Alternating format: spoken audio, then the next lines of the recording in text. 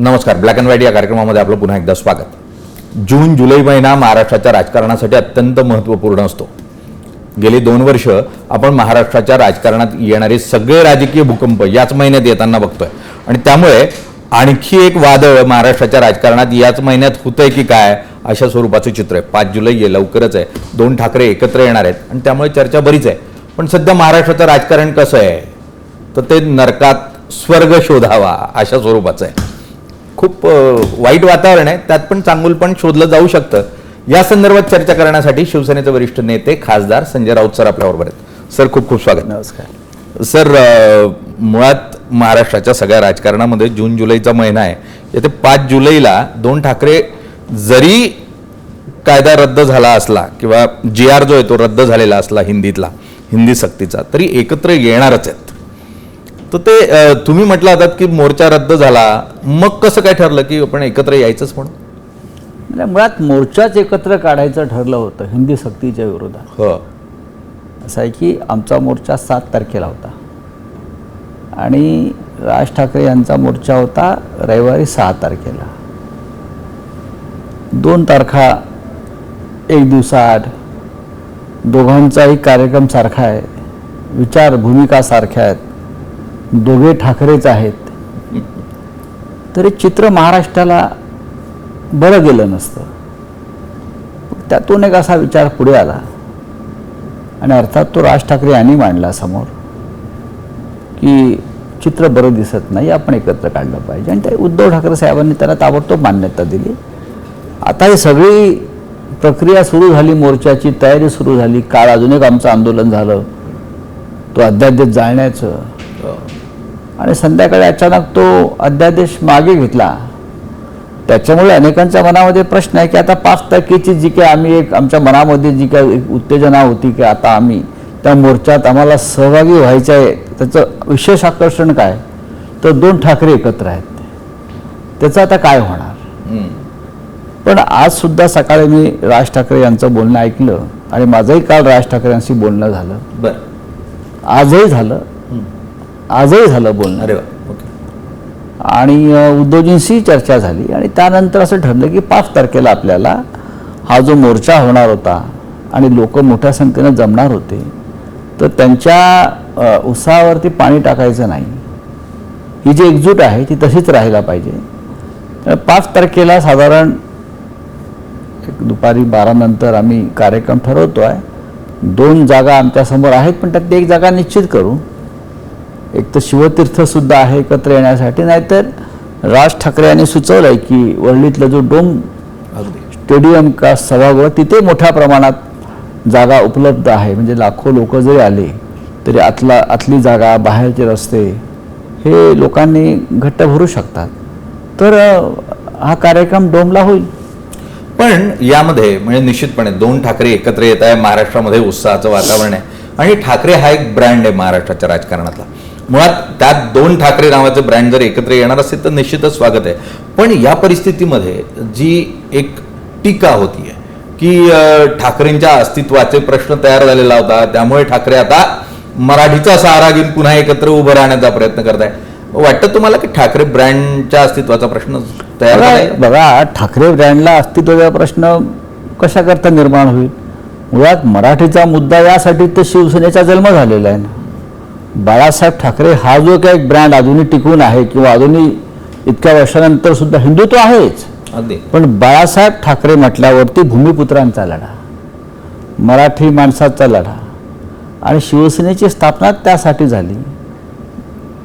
उद्धव ठाकरेंनी कधी हा विषय सोडला नाही आणि राज ठाकरे यांनी जो त्यांचा स्वतंत्र पक्ष स्थापन केला तोही त्याच मुद्द्यावर केला. आम्हाला काहीच अडचण नाही मराठी माणसाचे विषय सातत्यानं मांडण्यावर. किंबहुना आमच्यासाठी ती गर्वाची गोष्ट असते की हे विषय मांडण्यासाठीच आमचा जन्म झालेला आहे. हिंदुत्व आहेच, ती लढाई चालूच राहते, पण आमचं मूळ जे आहे ते मराठी माणसाच्या न्यायी हक्कासाठी सुरू असलेल्या लढाईमध्ये आहे. पण या पूर्ण परिस्थितीमध्ये राज ठाकरे सातत्यानं प्रेस कॉन्फरन्समध्ये किंवा त्यांचे नेते म्हणतात की या मोर्चाला किंवा या आंदोलनाला राजकीय पद्धतीने पाहण्याची काही गरज नाही किंवा राजकीय दृष्टीने पाहण्याची गरज नाही. तर हे फक्त मर्यादित मराठीच्या मुद्द्यापुरतं असेल की राजकीय दृष्ट्या पण काही पावलं पुढे पडतायत? कसं आहे की महाराष्ट्राचा जो मराठी भाषेचा लढा आहे हा लढा राजकीय कमी असायला पाहिजे. महाराष्ट्रातल्या प्रत्येक मराठी माणसाला वाटलं पाहिजे, तो कोणत्याही पक्षामध्ये असू द्या, तो कोणत्याही जातीचा असू द्या, पंथाचा असू द्या, की हा मराठीचा लढा माझा आहे. हे जेव्हा वाटेल तेव्हा महाराष्ट्र पुन्हा एकवटेल. जसं मुंबईसह महाराष्ट्राची लढाई जी झाली संयुक्त महाराष्ट्राची, त्याच्यामध्ये सर्व विविध विचाराचे लोक एकत्र आले आणि संयुक्त महाराष्ट्र समिती बनली आणि लोक रस्त्यावरती उतरले, कारण प्रत्येकाला वाटलं होतं हा लढा माझा आहे. त्याच्यात काँग्रेसचे लोक सामील होते, इतर समाजवादी सामील होते, सगळेच सामील होते ना. तसं हा लढासुद्धा त्या पद्धतीनं व्हावा असं जर वाटत असेल नेत्यांना तर त्यात चुकीचं काहीच नाही. आणि बघा शेवटी असं आहे की तुम्ही किती अराजकीय म्हटलं तरी त्या लढाईमध्ये उद्धव ठाकरे आहेत, राज ठाकरे आहेत, शरद पवार उपस्थित राहणार होते. राजकीय नेत्यांशिवाय गर्दी होते का मला सांगा? यंत्रणा कोण राबवतो? शेवटी मराठी प्रेमी येतील, नाटकवाले येतील, सिनेमावाले येतील, साहित्यिक येतील, सामान्य माणूस येईल, पण कोणीतरी आपला नेता तिकडे आहे म्हणूनच येतो. पण दोन ठाकरेंना एकत्र करण्यासाठी अजून पण पवारांची गरज लागणार तुम्हाला? म्हणजे पवारांची पवार गरज साहेब येणार याच्यात होते. यात पवार साहेबांची गरज काय? दोन ठाकरेंनीच ठरवलं आम्हाला एकत्र यायचं आहे, याच्यामध्ये आता तिसऱ्या माणसाची गरजच नाही आहे ना. मग हे जर तर कुठून येत आहे की हे तात्पुरतं आहे, हे काय कायमस्वरूपी एकत्र येणार बघा, नाही? ज्यांना- ठरलंय का? दोघांमध्ये मिटिंग झाल्यात? बघा की प्रश्न असा आहे की हे भाऊ का आज एकत्र नाही आहेत ना, ते जन्मापासून एकत्रच आहेत. मधल्या काळामध्ये काही राजकीय मतभेद झाले असतील आणि ते राजकीय मतभेद जरी झाले असले तरी नाती तुटत नाहीत. मी या मताचा कारण मी या दोघांच्याही जवळ आहे, कुटुंबाच्या जवळ आहे पहिल्यापासून. नाती तुटत नसल्यामुळे ते जे एक बंद असतात ते कधी तुटले नाहीत ना. आणि हे जे काय कोणी म्हणतात हे तात्पुरतं आहे वगैरे, ठीक आहे, त्यांना तसं वाटत असेल, मला असं वाटत नाही. सर, या परिस्थितीमध्ये पुढची पावलं काय असतील दोन ठाकरेंची? म्हणजे 5 जुलै हा त्याचा शुभारंभ आहे असं आपण म्हणूयात की दोन ठाकरेंनी एकत्र येण्यासाठी 5 जुलैचा मुहूर्त निघालेला आहे. पण युतीच्या बोलणी संदर्भातली काही पावलं पडली आहेत का आतापर्यंत? आणि युती होणार असेल तर ती कुठपर्यंत पोहोचली? एक लक्षात घ्या, ज्या अर्थी आम्ही मोर्चासाठी असेल किंवा आंदोलनासाठी असेल किंवा उद्याच्या 5 तारखेच्या कार्यक्रमासाठी एकत्र येतो आहोत, याचा अर्थ संवाद सुरू आहे ना. उत्तम प्रकारे डायलॉग सुरू आहे, संवाद सुरू आहे. याचा अर्थ एकदा संवाद सुरू झाला की अनेक अडथळे दूर होतात. कुणी किती प्रयत्न केले अडथळे टाकण्याचे, तरी जेव्हा दोन प्रमुख नेत्यांमध्ये, विशेषतः तर भाऊ आहेत, त्यांच्यात जेव्हा संवाद सुरू होतो आहे तेव्हा आम्हाला कोणत्याही संकटाची, अडथळ्याची चिंता वाटत नाही. पण दोघं भावांसमोर म्हणून, म्हणजे राज ठाकरे असतील, त्यांना ईडीची भीती होतीच मधल्या काळामध्ये, ते ईडीच्या दरवाज्यात जाऊन आलेच. अगदी मग ठाकरेंसंदर्भातही, मातोश्री संदर्भातही अनेक आरोप समोर येतच होते. तुमच्यावरही झाले अनेक आरोप, तुम्हाला तर कारागृहात जावं लागलं. भीती नाही वाटत अशा स्वरूपात युती म्हणून एकत्र येताना? मला म्हणाल तर मला काय भीती वाटत नाही. मी सगळं भोगून आलेलो आहे आणि लढतो आहे. उद्धव ठाकरे लढतायत. बरं, उद्धव ठाकरेवरती प्रचंड, म्हणजे इतके दळभद्रे आरोप करतायत हे लोक, बदनाम करतायत, प्रत्यक्ष केंद्रीय तपास यंत्रणांच्या धमक्या देतात. पण उद्धव ठाकरे काय गुडघे टेकायला तयार नाहीत ना. ते काय सरेंडर हा शब्द जो अलीकडे आला आहे, ते काय सरेंडर होणार नाहीत. आता मागच्या काही काळापूर्वी राज ठाकरे आणि त्यांच्या सहकाऱ्यांना सुद्धा त्रास झाला. हा त्रास म्हणजे शेवटी एक प्रकारे दबाव आणण्याचाच प्रकार असतो, जो इतर देशातल्या राजकीय नेत्यांवर झाला. हा दबावाचाच भाग असतो. माझ्यावरती सुद्धा जो झाला हा दबावाचाच भाग होता. त्यातून काही निष्पन्न होत नाही. महाराष्ट्रामधल्या अनेक प्रमुख नेत्यांना हा त्रास झालेला आहे.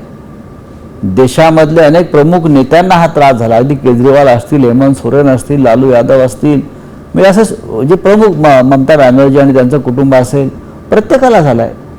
आता जेव्हा अशा प्रकारे तुम्ही तपास यंत्रणांचा गैरवापर करून राजकारण करता, तेव्हा आमच्यासारख्या विरोधी पक्षांना हा संघर्ष अधिक तीव्र केला पाहिजे असं मला वाटतं. पण या संघर्षाला साथ कोण देत आहे? तुमचे सगळे सहकारी, तुमचे सगळे सरदार. कोकणात तर तुमचा उरला सुरला सरदारही तुमच्याबरोबर राहतो की नाही अशी परिस्थिती आहे. मग अशा परिस्थितीत तुमचे सरदार तर सगळे बघा, बडे- उरला सुरला हा शब्द जो हा चुकीचा आहे. एकच तर आमदार आहे तुमचा तिकडे. नसेल ना, आमदार आहे किंवा खासदार आहे म्हणून पक्ष टिकला नाही ना. हा खाली जो शिवसैनिक आहे मोठ्या प्रमाणात, सरदार गेले असतील ना. सरदार केलं कोणी? यांनीच केलं ना. बाळासाहेब ठाकरेंनी केलं, उद्धव ठाकरेंनी केलं. बाळासाहेब ठाकरेंनी माकडांची माणसं केली, माणसांचे सरदार केले असं मी नेहमी म्हणतो. आणि त्या सरदारांनी पाठीमध्ये वार केले. हे होतच असतं राजकारणामध्ये. माणसाच्या महत्त्वाकांक्षा एवढ्या टिपेला जातात सध्याच्या काळामध्ये, आणि एवढी संपत्ती करून ठेवतात हे लोक, की मग ते संपत्ती वाचवण्यासाठी, कुटुंबाला वाचवण्यासाठी मग त्यांना नीतिमत्ता आम्हाला विचारत नाही, पक्षामध्ये आमचा आवाज ऐकला जात नाही. अरे तुमचा आवाज ऐकून ऐकून तर तुम्ही इकडे इतके श्रीमंत आणि संपत्ती सम्राट झालात ना. ते कसं काय विसरता तुम्ही? तुम्हाला आमदार खासदार करण्याची जे काय आज आम्ही केलेलं आहे म्हणून तर तुम्ही झालात. तुम्हाला कोणी केलं असतं? संजय राऊत कोण आहे? 25 वर्ष खासदार मला कोणी केला? पक्षाचं नेतृत्व दिलं मला. हे मला विसरता येणार नाही. ते भास्कर जाधव, आपण सरदारांबद्दल बोलतो म्हणून भास्कर जाधवांचं तुम्ही नाव दिलंय विरोधी पक्ष नेतेपदासाठी, आणि महाराष्ट्राचा इतिहास आहे विरोधी पक्ष नेता जातो सत्ता पक्षाबरोबर. तर तुमचा विरोधी पक्ष नेत्या होण्या अगोदरच जातो की काय सत्ता पक्षाबरोबर? मला असं जे चित्र तयार झालंय काय? आज सकाळी तर आमच्या बरोबर होते. काल नव्हते पण विरोधी पक्षाच्या बैठकीला. बघा, ते नसतील, ते जास्त काळ त्यांच्या मतदारसंघात असतात कोकणात. आज ते सकाळपासून उद्धव ठाकरे साहेबांबरोबर होते, आमच्याबरोबर ते आझाद मैदानला होते. तुम्ही त्यांच्याविषयी चुकीची विधानं करता असं मला वाटतं. कधी कधी त्यांच्या स्वभावानुसार ते अत्यंत प्रक्षोभकपणे मन मोकळं करतात. हे आम्ही सुद्धा पाहिलंय. हे प्रत्येक पक्षामध्ये होत आहे, अगदी भारतीय जनता पक्षात सुद्धा होत आहे. असतात माणसांचे स्वभाव, ऐकून घेतलं पाहिजे. चला, या परिस्थितीमध्ये जेव्हा राज ठाकरेंनी शिवसेना सोडली त्या दिवसाचं जर आपण चित्र बघितलं तर त्यावेळेच्या कृष्णकुंजच्या बाहेर एक गाडी जी आहे ती मनसैनिकांनी जाळली होती, फोडली होती. ती तुमची होती. आणि त्यावेळेला राग हा धरला गेला होता की राज ठाकरे मातोश्रीवरून बाहेर पडण्यासाठी म्हणून बडव्यांची जी व्याख्या करण्यात आली होती तिच्यामध्ये संजय राऊतांचाही उल्लेख केला जात होता. आणि सांगितलं जातं मनोहर जोशींची गाडी आहे म्हणून फोडली, ती मुळात संजय राऊतांची गाडी होती. पण त्यावेळेला तुमच्यावर बडवे असा आरोप करण्यात आला होता. आज त्या राज ठाकरेंबरोबर तुमची मैत्री कशी आहे? म्हणजे त्यांच्यावर मैत्री कायम आहे ना. आज कशाला? त्यांच्याबरोबरची माझी मैत्री कधी तुटलीच नाही. बरं, आता ते त्यांचे जे सहकारी काय बोलतील हा त्यांचा प्रश्न आहे. पण उद्धव ठाकरे असतील, राज ठाकरे असतील, सन्मान्य बाळासाहेब ठाकरे असतील, आता आदित्य असेल किंवा ते, माझे प्रत्येक ठाकरेंशी संबंध हे जिव्हाळ्याचेच राहिले. मी त्यांचं ऋण मानतो माझ्यावर नेहमी, या कुटुंबाचं. पण तो शिवसेनेतून बाहेर पडणारा प्रत्येक नेता हा संजय राऊतांच्या नावाने खडे फोडत का बाहेर? कारण मी पक्षाबरोबर निष्ठेने काम करतो आणि कोणाची ही जी काय दळबद्री प्रकार असतात ते पक्षात मी सहन करू देत नाही कोणाला. पक्षाला ब्लॅकमेल करणं मला आवडत नाही, किंवा पक्षप्रमुखांना कोणी ब्लॅकमेल करून काही गोंधळ घालत असेल तर आम्ही रोखण्याचा प्रयत्न करतो की पक्षप्रमुखाला, शिवसेना प्रमुखांना, शिवसेना जे एक संघटना म्हणून आज वाईट काळ चालला असेल त्याचा गैरफायदा घेऊन तुम्ही पक्षाला ब्लॅकमेल करू नका. आणि जर करणार असाल तर ती भिंत म्हणून मी उभा आहे तिथे. त्याच्यामुळे माझ्यावरती हल्ले होणारच ना. पण अगदी शिवसेना कोणी बुडवली? आज जर ही शिवसेनेची गैरगात्र अशी स्थिती झाली असली तर त्याला संजय राऊतच जबाबदार आहे. कसा काय अशा जबाबदार स्वरूपाचं आहे? एक जो चित्र तयार केलं जातं, चित्र तयार केलं म्हणून झालंय का तसं काही? मी म्हणतो शिवसेना, तुम्ही काही आरोप केलेत तरी शिवसेना कधी गलितगात्र झाली नाही आणि होणार नाही. माणसं सोडून गेली, नक्की आमदार गेले, खासदार गेले, काही प्रमुख आमचे लोक गेले, हे खरं आहे. पण त्याला मी कसा काय जबाबदार? हे एकदा कोणीतरी मला समजून सांगायला पाहिजे की तुम्ही जबाबदार आहात आणि तुम्ही हे केल्यामुळे हे लोक सोडून गेले. आता एकनाथ शिंदे का माझ्यामुळे गेले? एकनाथ शिंदे आणि त्याच्याबरोबरचे लोक हे ईडी आणि सीबीआयला घाबरून गेले ना. म्हणजे त्यांच्या प्रॉपर्ट्या वाचवायला गेले, तुरुंगात जायची त्यांना भीती वाटली म्हणून ते गेले. पण मी तुरुंगात गेलो ना, मला पण सोडून जायला पाहिजे होतं. मलाही घाबरवलं, माझ्यावरही दहशत निर्माण झाली, पण मी गेलो नाही. हा राग आहे. या माणसामुळे आमची दिवाळपूर झाली. हा तुरुंगात गेला आणि आम्ही तुरुंगाला घाबरून पळून गेलो. हा राग व्यक्त होतो. माझ्यामुळे आता गुलाबराव पाटील काय कशाकरता झालं माझ्यामुळे, त्याच्या बँकेमध्ये 50 कोटी रुपये जमा झाले बेकायदेशीरपणे. तो थरथरत होता उद्धव ठाकरेंसमोर पक्ष सोडताना की मला ईडीवाले घेऊन जाते, मला जावं लागेल. हे माझ्या डोळ्याने पाहिले मी यांचे नखरे सगळे आणि यांचा डरपोकपणा. हे काय मला सांगताय तो, यांची काय लायकी आहे का माझ्याशी बोलण्याची? पण जे नेते तुम्ही म्हणतात की ठाकरेंनी उभे केले, अगदी माकडाचे सरदार केले, ते नेते ज्या स्वरूपामध्ये टीका करतात ठाकरे बाडगा असतो ना बाडगा हा जरा जास्त मोठ्यानं बांग देतो, असं बाळासाहेब नेहमी म्हणायचे. बाडगा जास्त मोठ्याने बांग असा देतो की मीच खरा निष्ठावंत आहे जिथे आहे तिथे. तसेच हे लोक आहेत. भारतीय जनता पक्षामध्ये जणू काय हे विलीन झालेले आहेत, अशा पद्धतीने त्यांची भाषा सुरू आहे. बाळासाहेबांनी युती केली पण त्यांचा पक्ष विलीन नाही केला ना भाजपमध्ये. पण एकनाथ शिंदे आणि त्यांचे जे सहकारी आहेत मंत्रिमंडळातले हे जवळजवळ विलीनच झालेले आहेत. उद्या जर एकनाथ शिंदेना सांगितलं की भाजपात सामील व्हा, तुम्हाला मुख्यमंत्री करतो, एका मिनिटात सामील होते. ते असं म्हणणार नाही की मी शिवसेना हे नाव मला अमित शहाने दिलेलं आहे, मला चोरीचं आहे, मी माझी शिवसेना टिकवेन. नाही, आधी मुख्यमंत्रीपद, शिवसेना तुम्ही काय ते बघा नंतर. असे लोक आहेत ते. या पूर्ण प्रक्रियेमध्ये जर बघितलं तर शिवसेनेची जी परिस्थिती आहे, शिवसेनेनं घडवलेले, मिळवलेले, उभे केलेले, अनेक पदं दिलेले नेते निघून गेले. काँग्रेसची तीच परिस्थिती आहे. काँग्रेसची जी घराणी म्हणत होती त्यातली 1-2 घराणी सोडली तर जवळजवळ सगळीच भाजपवासी झालेली आहेत. तीच परिस्थिती राष्ट्रवादीची, कारण राष्ट्रवादीचा पक्ष फुटून तिकडे गेला. अशा परिस्थितीत काय भविष्य बघताय तुम्ही राजकीय पक्षांचं? ही घराणी उभी कोणी केली? काँग्रेसनेच केली. काँग्रेस पक्ष नसता, काँग्रेस पक्षानं सहकार चळवळीला महत्त्व दिलं नसतं तरी घराणी उभीच नसती राहिली. यांना लाज वाटली पाहिजे. हे जे घराण्याचे सध्याचे राखणदार आहेत त्यांना लाज वाटली पाहिजे सोडून जाताना. त्यांना थोडाही संघर्ष करण्याची त्यांच्या क्षमता नाही आहे.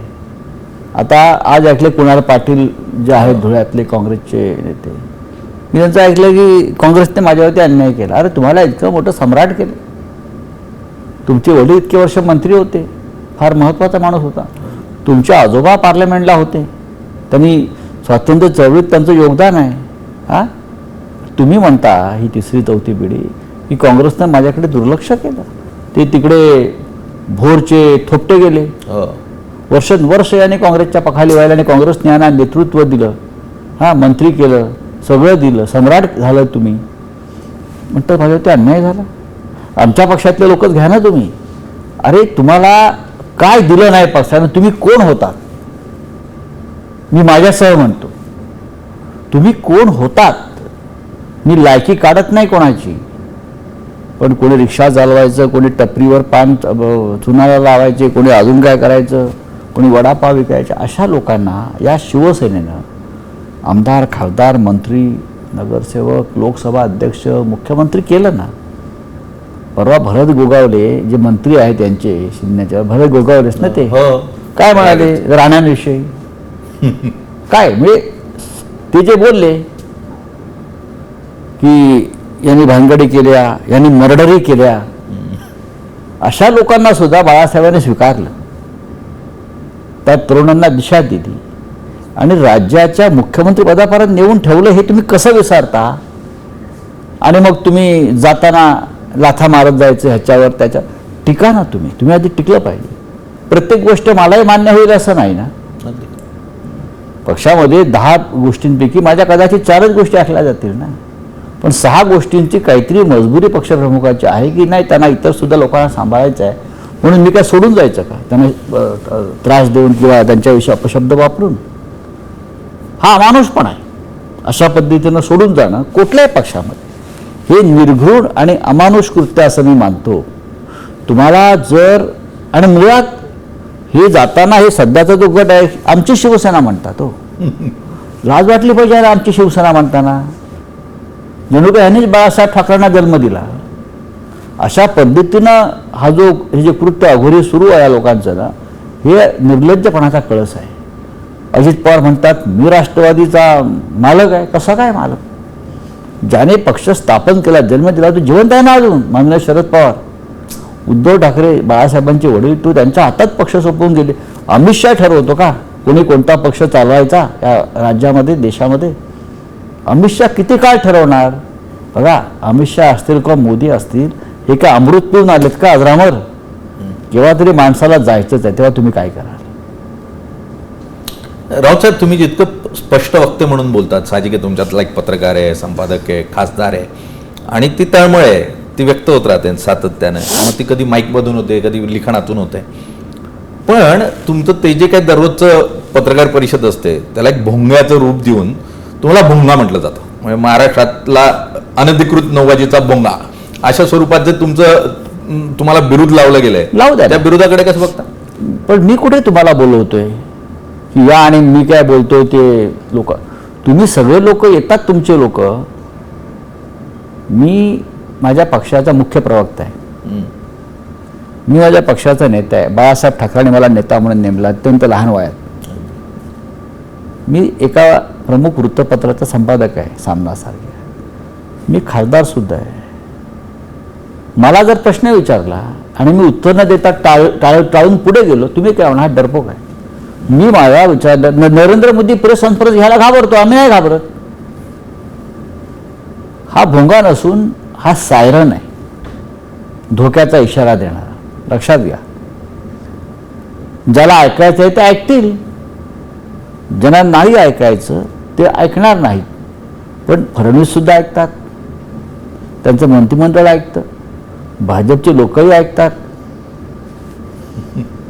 ना. ऐकतात ना, म्हणूनच प्रतिक्रिया पण येते ना, लगेच रिॲक्शन देतात. मग तुम्ही ऐकता कशाला? याचा अर्थ मी काय सांगतोय हे तुम्ही काळजीपूर्वक त्याचं चिंतन करताय. तुम्ही मला काय म्हणताय काय नाही याच्याविषयी मला काही पडलेलं नाही. मी माझ्या पक्षाची भूमिका मांडतोय.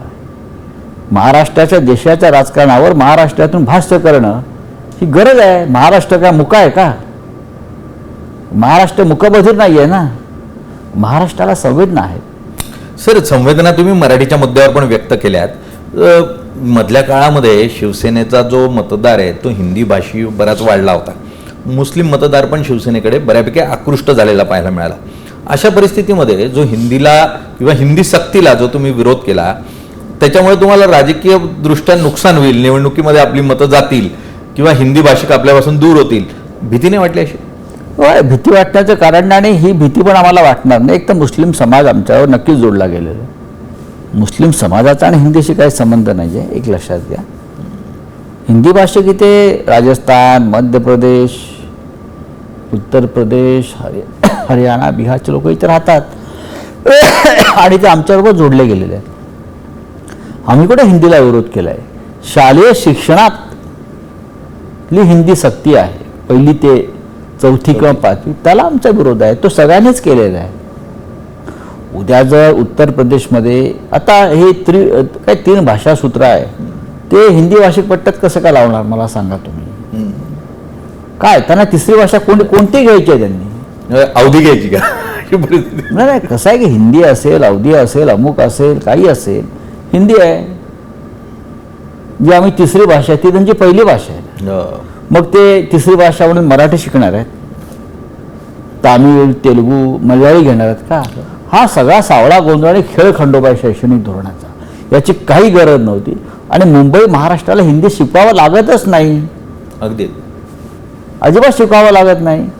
आम्ही हिंदी शिकण्याआधी किंवा येण्याआधी इथे इतकं बघा, हिंदीचं हे तर सगळ्यात मोठं भांडार आहे मुंबई. बॉलिवूड आहे. हिंदी लोकप्रिय कोण करतं? हिंदी सिनेमा आणि हिंदी संगीत, बरोबर ना? त्याचं मुख्यालय मुंबईमध्ये आहे. ते तिकडे उत्तर प्रदेशमध्ये शाळेतून हिंदी शिकवतात किंवा इथे हिंदी शिकणार म्हणून हिंदी लोकप्रिय नाही. हिंदी लोकप्रिय करण्याचं काम महाराष्ट्राने केलंय, हे विसरतायत हे लोक. पुढच्या काळामध्ये संजय राऊत हे जेलमध्ये राहिले, त्यांनी पुस्तक लिहिलं, ते पुस्तक प्रकाशित झालं, त्याच्यावरून बरेच वाद झाले. या पूर्ण प्रक्रियेमध्ये असं काही वाटतं का की हे राहून गेलं, हे सांगायचं राहून गेलंय, अजून लिहायचं आहे, हे बाकी आहे, मी सांगणार आहे लवकरच? पुस्तकाविषयी म्हणताय तुम्ही? खूप असं आहे की मुळात मी रोज लिहितो. मी इतक्या वर्षामध्ये इतकं लिहिलं की मलाच माहित नाही मी काय लिहिलंय. बरं, मला काय ती पुस्तकं काढणं बिडणं हा काय माझा छंद नाही. मी कधी कोणीतरी तुम्ही करा, मला काय जम. मी एकदा आजचा अग्रलेख लिहिलं ते मी लिहिल्यावरती विसरून जातो की मी काय लिहिलंय म्हणून. मी तिच्यावर जाईल मी काय लिहिलंय बघ. पुस्तक मी नक्की लिहिलं आणि नंतर आता हळूहळू इतर काही गोष्टी मला आठवत असतात. अरे ते पुस्तकात लिहायचं राहून गेलं, ते राहून गेलं. पण मी म्हटलं ठीक आहे, जे झालं ते झालं. लोकांनी पुस्तक स्वीकारलं, लोक वाचतायत, त्याच्या आवृत्त्या निघतायत. आता नवीन काय लिहायचं, लोकांना कशाला त्रास द्यायचा. तुम्ही ठाकरे नावाचा चित्रपट केला होता. हो, त्यानंतर तुम्ही म्हणजे त्या चित्रपटासारख्या अत्यंत भेदक अशा मीडियम पासून दूर का गेलात तुम्ही? नवीन काय करण्याचा प्रयत्न का नाही केला? नाही, मी दूर गेलो नाही. दोन गोष्टी आहेत. ठाकरे केल्यावरती मी जॉर्ज फर्नांडिस वरती सिनेमा काढणार होतो. बर, त्याचं पूर्ण काम झालेलं, स्क्रिप्ट झालेलं आहे, त्याचं बजेटिंग झालं. आणि गंमत अशी की माझ्यावरती रेड पडली ईडीची आणि ईडीनी सगळे घरातले हे कागद ते कागद गुंडाळून ते घेऊन गेले. त्यात जॉर्ज फर्नांडिसचं स्क्रिप्ट सुद्धा घेऊन गेले. ते एक स्क्रिप्टवरती बजेटचा कागद लिहिलेला होता, साधारण काय बजेट होऊ शकतं असं एक कागद. त्यांना असं वाटलं बाप रे अमुक अमुक कोटी, म्हणजे काहीतरी याच्यामध्ये स्कॅन्डल आहे. मी त्यांना म्हणतोय ते बघा तुम्ही, ते जॉर्ज फर्नांडिस सिनेमाचं स्क्रिप्ट आहे. पण ते ईडीवाले त्यांना काय कळतं का? ते घेऊन गेले. आता ते आम्ही कोर्टामध्ये अर्ज दाखल केलेला की ते आम्हाला परत द्या. ते आलं परत की आम्ही जॉर्जवरती काम सुरू करणार आहोत. अगदी. जॉर्ज फर्नांडिस असं व्यक्तिमत्व ज्यांच्याकडे बघितलं जायचं की मुंबई जर कोणी बंद करू शकतं तर ते एक जॉर्ज फर्नांडिस आणि त्यानंतर मग बाळासाहेब ठाकरे. आता 5 जुलैला आणखी एक मोठा मोर्चा आहे. 2 ठाकरे एकत्र येणार आहे. साहजिक आहे, मुंबईसाठी अत्यंत महत्त्वपूर्ण असा दिवस म्हणून या दिवसाकडे बघितलं जाणार आहे. आणि त्यामुळे येत्या काळामध्ये संजय राऊत सरांची वेगवेगळी प्रतिक्रिया असो किंवा शिवसेनेची पुढची वाटचाल असो किंवा मराठी माणसाचं भवितव्य असो, या विषयावरचं भाष्य सरांचं सातत्यानं आपल्याला ऐकायला मिळणारच आहे. मात्र लोकशाहीमध्ये विरोधी पक्ष बळकट असणं गरजेचं आहे. आणि तो जर बळकट व्हायचा असेल तर निश्चितपणे 2 ठाकरेंनी एकत्र येऊ किंवा सर्व विरोधकांनी एकत्र येऊ. पण प्रश्न विचारण्याची ताकद ही विरोधकांमध्ये निर्माण झाली पाहिजे आणि तो प्रयत्न होत आहे, याचा निश्चितपणे स्वागत करायला काही हरकत नाही. सर, तुम्हाला खूप खूप शुभेच्छा. धन्यवाद. जय महाराष्ट्र. थँक्यू. आता isakal.com आहे देशातील नंबर 1 ची मराठी न्यूज वेबसाईट. प्रत्येक अपडेटसाठी isakal.com ला नक्की